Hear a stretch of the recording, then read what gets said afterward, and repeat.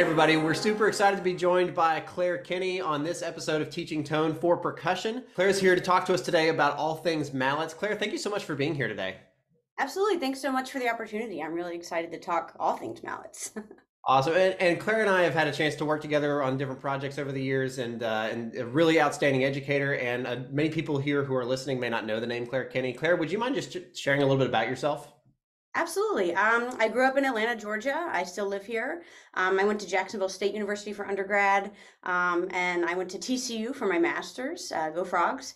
I do a little bit of everything. I do a lot of concert percussion, a lot of marching percussion. I also work with the Bluecoats drum and bugle corps, and I marched for 5 summers as well. Right now, I work at Pope High School. I'm the percussion director, and I work at my surrounding feeders, feeder middle schools. And I also I work at KSU 1 day a week, and I teach adjunct percussion lessons and percussion ensemble. All right. So many people here who are listening they might be first year teachers, they might be in their first couple years of experience, or they just might be looking to reevaluate how they're starting their percussionists when it comes to mallets. Now, mallets are special for many reasons. What are some of the things that we should do with our students before we even let them touch a mallet? Right. So as you can see, there's a lot of different beating spots on our mallet keyboards. Before you even do anything, you need to teach your kids how to identify where the notes are. They're very much like a piano. So if you have any piano students that have taken or currently take, that's a plus. And just kind of teach them where the notes are on the keyboard as well as where they are on the staff. We all do a little bit of music theory, to start kids off, but it's very important that we as percussionists get the correlation between the notes on the staff and where they fall on the keyboard. A couple other things that are really important for us to talk with them about is like instrument maintenance and how to be respectful to our instruments. As sturdy as they look, they're actually very fragile, and we want to teach kids how to move them well and set them up correctly so that way things don't break or get messed up as the school years go on. So now let's talk about the students are about to begin actually playing for the first time. What are some things that we need to do, just maybe posture wise and grip wise, that are going to set them up for success? Cool. So the first thing we should do is learn how to hold the mallet.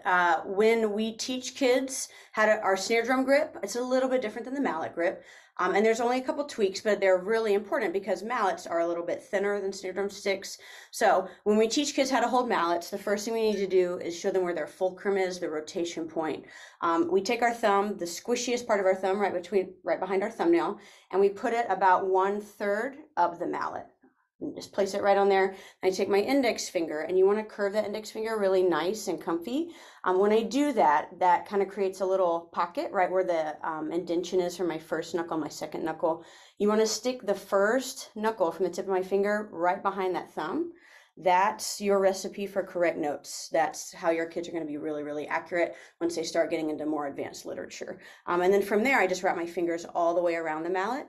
It's very important that the mallet is pretty firm in my hand. We don't want to squeeze, we don't want to be tight, but we want to be nice and firm because it's very similar to snare drum. I use my wrist. The one big difference in snare drum is that I don't use my fingers. Once we start using our fingers in the stroke, our sound quality starts to diminish really rapidly. So as I play, my wrist is really nice and full stroke. As I start to use my fingers, I have a lot of motion, but just not a lot of sound quality there. So I really want to make sure those fingers stay on the stick at all times. So that's a really good first thing that we need to do. So once the kids kind of know how to hold their mallets, then we talk to them about their posture, about where they stand on the instrument. Normally kids start on bell sets or smaller instruments, obviously not a 5-octave marimba, but it's still important that we teach them how to move behind these instruments because they'll get behind them eventually. So when we stand, and I teach this away from a keyboard just so kids don't get used to how they need to stand and adjust to the instrument. So we stand with our feet shoulder width apart. It's very important that my weight is balanced on both of my feet because eventually I'll be moving and stepping behind the instrument. I want to make sure my shoulders are really relaxed and sitting up nice and straight and tall. My arms hang from my shoulders comfy, and then I want to pretend like there's a little marionette string hanging from my wrist, and I want to just pull that up, and I'll do that even without the mallet. I want to just kind of pull that up straight, and then from there, I can place the mallet in the student's hand, and that should be a really nice, comfortable playing position for them. And I want to make sure that my arms, again, are kind of by my body, and my forearms have a nice downward slope when I approach the instrument. A lot of band directors and a lot of methods classes still teach this. Students are kind of like accordions as we teach them in our years. They grow, their top halves will grow, their bottom halves will grow. So a lot of band directors use the waist system as to how high their instrument should be, or the belly button. I prefer, because of all the growth spurts, instead, as students stand up nice and straight and tall, the perfect height to have both of their drum pads and their keyboards at is where their wrist bend is. Just naturally standing up straight and tall. Then once they play, that will be a really nice, like their arms will be in the correct spot, their mallets will hit on the right spot. As your students do grow, you have to adjust the instrument, but you just want to make sure that as you're holding your mallet, the very middle part, aka the core, what we call the core of the mallet, hits, and not like the tip of it, because that's a little bit of a fuzzier sound, and that's not exactly what we want. So overall, that's kind of all we teach at the beginning. And then once students are ready to go, good posture, all of that stuff, I'll put mallets in their hands. Preferably, we always start with 2 mallets. And then I'll get them behind their keyboard and I'll have them do the skiing. All right, it's not really skiing, but it just kind of move back and forth and get used to moving easily, fluidly, so that way they're really comfortable moving. We never want them to cross their feet as they move or do the little shuffle step. Because sometimes, especially as we get into harder literature, there's going to be big flowing gestures up the keyboard or down the keyboard, and we want them to be able to move quickly and efficiently. You know, one of the things that I remember when I was a band director having to work with my students on was not just what their grip looked like, but also where on the mallet that they are supposed to be gripping. And I know that can vary depending on what mallet instrument they're playing. Would you mind sharing with us a little bit, just some rules of thumb for how to make sure they're gripping it at the right spot? So, in general, we start with marimba mallets or bell mallets. And you have to be careful because the bell mallets are a little bit shorter. Vibraphone mallets are a little bit shorter, so depending on what they have in their bag. But we do want about 3 to 4 fingers at the end of the mallet. So that way it's about, if I cut the stick into about thirds, including the head, it's on that lower third. That's very important. We want to give them enough weight at the tip of the mallet to kind of be able to sling that around, get some good sound quality. But we don't want it to be too much to where it's out of control. We also don't want to make them work a little too hard and push up. As we start to get a little bit faster, like in xylophone rep and ragtime music, sometimes people will choke up a little bit because they can control that a little bit faster. But for beginners, you kind of want to keep that on that lower third. Make sure that's where that fulcrum, the index finger and the thumb lie. Okay, cool. So next we're going to talk about bar placement and where to get the best sound on the bars. Every instrument is a little bit different, but there's also rules of thumb to follow everywhere. So generally, you're told at the very beginning to hit the middle of the bar. That's where the best sound is, and that's not wrong, especially on glockenspiels where they have the little screws to keep the bars on all the stringed instruments. You hit in the middle, normally towards like the top half and up. Xylophones, you can kind of hit in the middle to get good sound. But if I'm on a marimba, I kind of want to make sure I hit in the middle towards the upper half. That is a really nice round sound.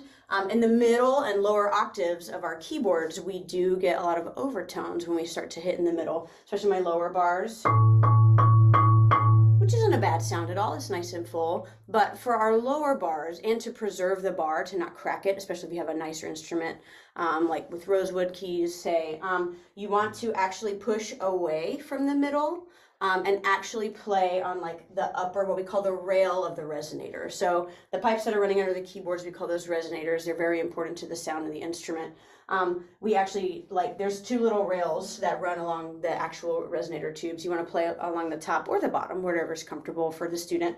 And that will actually give a little bit less of an overtone sound and a little bit more of a pure sound. So here's like an overtone sound. And as I push forward, I'm not sure if my microphone picks it up, but you can hear a little bit of a difference, and it's a little bit pure, and it's going to sound better from the audience perspective. So really, that's only if you have like a 4 1/3 marimba, one that ends on a lower A. That's really only like that last lower octave. Obviously, a 5 octave, we want to be kind of like the second half of the instrument. What we also want to make sure students avoid completely is the nodal point of the key, or we call it the node. It's where the string runs through it. Even when you play a bar that's not on a keyboard, it's just a single bar, right where just the mechanics of the way the bar is made, that will be, there's no sound there. So I'll continue to push out. So here's the middle, kind of where I want to play on the lower part. push out over the string and there's no sound there. Younger students, for no reason at all, love to play on the notes. That's just like their go-to point, especially on the black keys. I don't know why. And I do refer to them like pianos when I teach, like white keys and black keys. That helps the piano student correlation. But they love to aim for those. So you have to actually talk to them about pushing forward or playing on the very edge. I try, at least for beginners, to push forward. That way they get used to the front back motion. They will need that, and the goal is to always play in the middle of the bar. We only play on what we call the edge, right here, the bar, very seldomly, only for faster passages. So as students start to move from manual to manual, you want them to really feel this middle of the bar, middle of the bar. And it's a good bit of elbow motion. So the students can stand a little bit closer. They use their feet. You can like place one foot a little bit further up, and that way I can kind of like balance my weight and move forward and backwards. But it's just very important for them to play right in the center as often as they can. If I do want to play on the edge, that's totally fine. We rarely ever play on the edge of marimbas this way. You can, it's a thing if you absolutely need it, but we will play on the edge of the upper manual a good bit, but you want to really make sure that you're not in the middle of the edge where the, like kind of closer to the string. You want to play literally as close to the edge as possible. Some people call them toes so that they kind of stay on the tippy toes of the bar. That helps kids see that a little bit, but it's very important that your kids are always keeping that in mind and aiming for the correct spot on the bar. All right, so now that we know kind of how to stand behind the instrument, how to move from manual to manual, how to hold our mallets, we're gonna start talking about how to train students to move their wrists fluidly to get a really even sound right hand to left hand, because that is such a huge thing for students to learn early on, so that way they're not having to break bad habits later. So as we approach the instrument, everything is good. My height's perfect for everybody. I always check my mallets. It's very important that I ask kids to always check themselves. I tell them to always assess themselves and even assess their neighbors. The buddy systems are great in percussion because sometimes they're in the back of the room and you can't always be there. So if you can have kids form their buddy system, that will help a lot. And have them, percussion, check your buddy's hands. Are they doing everything right? Have them give positive criticism, helpful criticism to their friends. That's a really good culture to start providing in your percussion program. So your buddy's hands are all checked. I'm in the right spot on the bar. As we start to play, and talking about bar placement again, you want to make sure that their wrists are moving, and that I want to make sure my wrists are moving up and down really fluidly. Again, no back finger motion, just hold on. And as we start to do that, it's really good for students to start their stroke up and kind of return it back up. We call that the piston stroke. And if I do that, and if I get really good, it should be nice and fluid and comfy. But as I get really good at my piston stroke, the faster I go, the more our mallets will stay out of the way of each other. A lot of times students will get a little bit frustrated when they play some faster things and their mallets are running into each other just because they can't get out of each other's way. So if you start up, and then you can play all kinds of exercises. You can play single notes, you can just play major scales. Have them really form that quick wrist motion rebound. That's going to be the way to go. To kind of keep going with that, it's really good for keyboard players to play all of the band warm-ups, especially as you guys are playing your scales. Please make sure that you ask them to play, but not only just to play, but to keep it fun, keep it new, keep it interesting. You can obviously alternate major scales. You can roll, which we'll talk about in a second. You can do octaves, which are really good for kids. And it looks so easy and it becomes very hard very quickly. But the wrist stroke, once they get comfortable with this, they can go a little bit quicker and do some octaves. And that will help not only like their being able to look back and forth, but they're both hands moving at the same time, sounding the same. All of those skill sets are really, really good for young players to build early. So as we start to go, building up speed, every drummer wants to play faster and louder, right? As we start to go faster, it's very important that we train them slow. And I know it's hard sometimes, but as we go slower and we get faster, just make sure that that wrist gets fluid. A lot of times students will start to change their hands, change their body posture, change everything to kind of start to get those muscles to go, especially their muscles will tighten.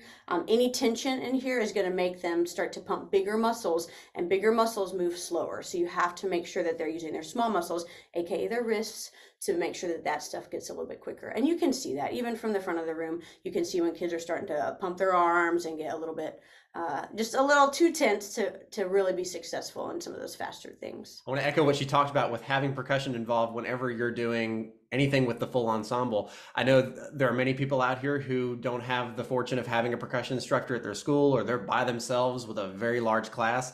And as a young teacher, I made the mistake all too often that I would not have an engaging activity for my percussionists. And the reality is that if we're working on an F Remington, percussion can be doing a lot of different things with an F Remington and a B flat Remington and scales and all these different things. And so as we're planning our lessons, it's just important for us to always remember to keep it, not just to have them playing, but have it to be an engaging and a meaningful exercise for them to do as well. Absolutely. It's every program I come into that I will work with, just like clinician for a day, I always talk to the band directors. If you can set your percussionists up ahead of time, like ahead of the school year, write out a separate little packet for them that gives them options, like option A, B, C. We're going to do A in F Remington today, which could be just like, you know, normal good piston strokes. B could be eighth notes as you guys are playing quarter notes if you're playing a little bit slower. You can also do rolls, which are very important for us to sustain. And when you roll, and I'll just go on a quick little left turn here. When you roll, it's very important that percussion, it's not as fast and loud as possible, which is always the go-to, is for us to create a beautiful sustained sound on an instrument. As you roll on an instrument, the lower you roll on the keyboard, the slower you roll. The higher you roll, the faster you roll. And I still shouldn't roll super fast where I hear every single individual mallet. They're actually going to lighten up their touch just a little bit and hold the mallets just a little bit less firm, just a little bit, not a ton. Don't let them get all loosey-goosey.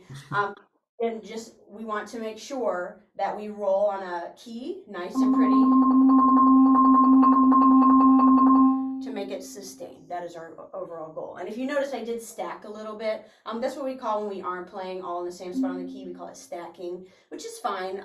A lot of times students will stack and hit other parts of the bar, so we kind of have to be careful. But if you're playing, again, on each rail of the resonator, then the sound will be the same. So just kind of check that for your students. But as you roll, just make sure that students know that it's to create a really pretty, nice sound, not as loud and fast as possible. One of the last things I guess we should talk about that is going to be unique for mallets is our students reading their sheet music on the stand or reading from their method book. Could we maybe talk a little bit about how do we go about having that physical coordination where they're trying to make sure they're checking all these different things with their hands and their bodies, but also reading music on a music stand? Absolutely. So we talked a little bit earlier about really being able to know where my notes are on the keyboard. My next step, as soon as kids can do that, and I quiz them and they quiz their friends, and you say B flat, C sharp, name all your enharmonics. That's very important as we start to read. After that step, after they're really, really comfortable, I'll have them place a random piece of paper or the music that we're working on today. I'll have them place it up on their stand, and then I'll have them look at the music and then try to find the notes. Reading in mallet instruments is very dependent on our peripheral vision. We have to make sure that we can really look up at the stand, wherever the stand is placed, and also be able to find the keys below us. So as you start to teach your kids how to read, you have to make sure you're building up their peripheral vision. Some kids don't have a big peripheral vision yet. It's kind of one of those things that you have to explore and build upon as they get better and better. When I normally start kids, again, I'm a percussion director, so I get the luxury of being in a room with them by themselves, which we don't always get. But even if you are a band director at the front of the room, I highly encourage you to start your music or start your students and their music stands as low to the keyboard as you can. And I also have it a little bit flat, so that way they can really start to build their peripheral vision and see their music, see their notes, and all of that stuff.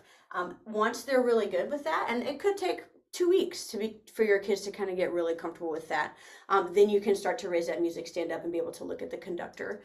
9 times out of 10 in sixth grade band or beginning or whatever level you're at, kids are using their ears more than looking at the conductor as percussionists, because we have so much other stuff to think about, look at. So while they will look up at you, I promise, let them get comfortable first with having their music stands low, being able to see and be really comfortable with all the notes they're aiming for. I think that's extremely important while we're reading. I know some people who are listening to this might be walking into a brand new band program and they are they have students who've been playing on mallets for several years, but they might have some uncharacteristic sounds or uncharacteristic habits. Do you maybe talk about that a little bit? Absolutely. There are quite a few bad habits that we can form as percussionists. The outside standard of percussion is just to like wail on stuff, which is fun and warranted in its own way. But a lot of times we'll see a lot of students that are like going for arms, hitting the instrument a lot, like way too hard, or we can also go way too soft, but the way too hard part, you just have to make sure that you're really asking your students to only use their wrists. They should be able to, as their muscles grow, get just enough sound from my wrist motion as my arm motion would. And arms, when we incorporate arm into even a loud stroke, we start to get inaccuracies in notes. That's a huge thing. So try to get your kids to control it just a little bit. Keep their piece of, I call it the piece of pie when I'm playing, to keep their piece of pie a little bit more controlled and constant. Another couple things that I'll see is for their hands. As you start to teach hands, it's a little bit harder because they're far away if you're on the podium, but you really have to watch for a couple things. Watch for those back fingers, okay? A lot of times I'll ask kids to do what I call the crab claw, to keep those back fingers on and actually play with their index finger and their thumb, their fulcrum off. And that will really kind of teach them that, oh, my back fingers were moving. And don't do that too often. That might lead to some weird things, but then put those index fingers back on and that will help them keep those back fingers on just a little bit more. I also see like the thumbs not being flat on the mallet. This can actually lead to like nerve damage long term. So you have to like really be careful of that. And one thing I think I did forget to mention, as I'm playing with two mallets, I want to look down and I want to be able to see half my thumbnail. If I can see half my thumbnail with my hand and my mallet is moving straight up and down, that's the natural drumming move that we want. As students start to turn their hands up, which is very common these days, and drum set players play like that, but it's a little bit different. And mallets, if we start to move like that, that's just not good for some of the tendons running through our arms, so we want to avoid that. So have them turn their hands over, not all the way flat. It's like a little bit under 45 degrees, but that way, that's a really good checkpoint for them to check half their thumbnail. If they can see half their thumbnail, they're doing it correctly. Claire, this has been so wonderful and we appreciate your time. If anybody has any questions about anything that you've talked about today, or maybe even something past what we've had the chance to talk about today, do you mind if they send you a quick email? Yeah, absolutely. Anytime. My email is claire, CLAIRE, .s as in Sam, .kenney, KENNEY @gmail.com. This is terrific. All right, Claire, thank you so much for doing this and for all the help that you're giving for all these directors who are just looking to check in on their mallet pedagogy. And this has been a really terrific resource for folks. So we appreciate your time. Yeah, thank you so much. This was great. I would do this anytime.